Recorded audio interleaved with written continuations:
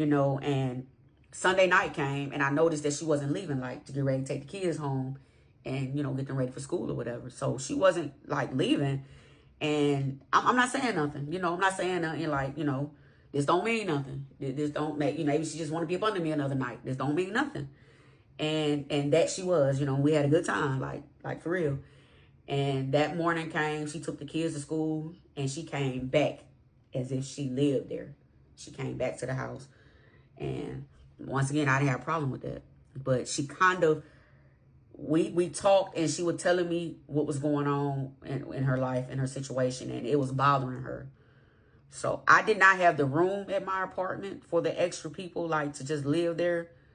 But I you know, I told her she can come. Just, you already here, just, you know, get your little basket of clothes, that whatever, your TV. That's all she has, a basket of clothes. Everybody had their own basket and one TV. That was it.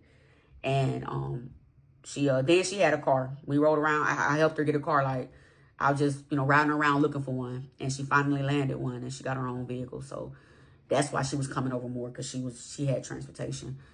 But yeah, so we had a talk, and I was like, it just you know, I guess just stay here, like, until you, like, figure it out or whatever.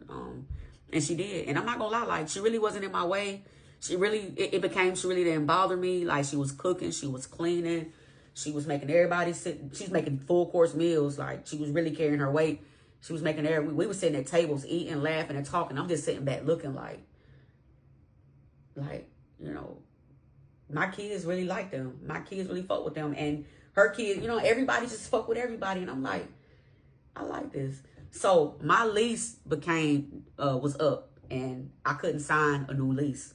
And so I went out and I started looking for a place. So I started looking for a house, and we decided to get a house together.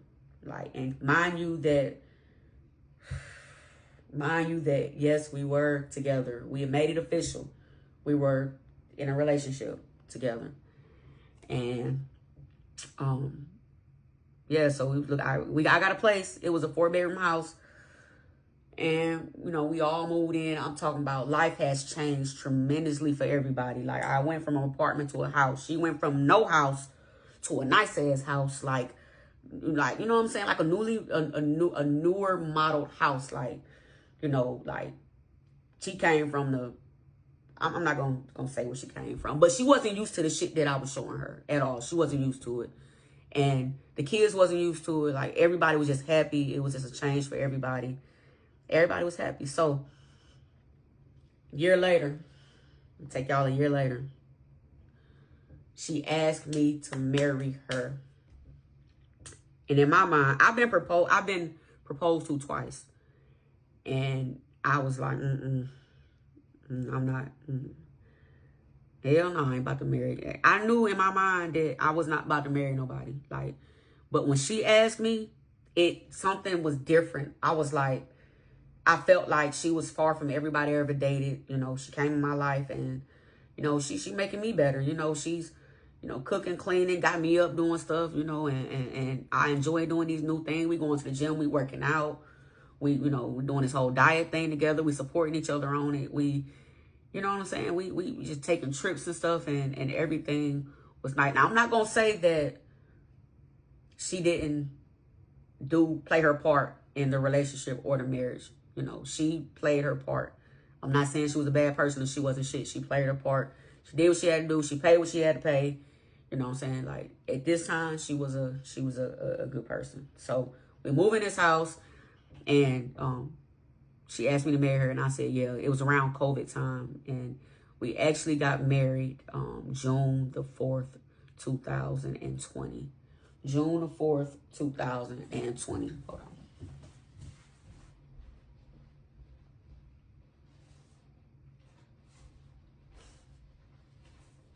I should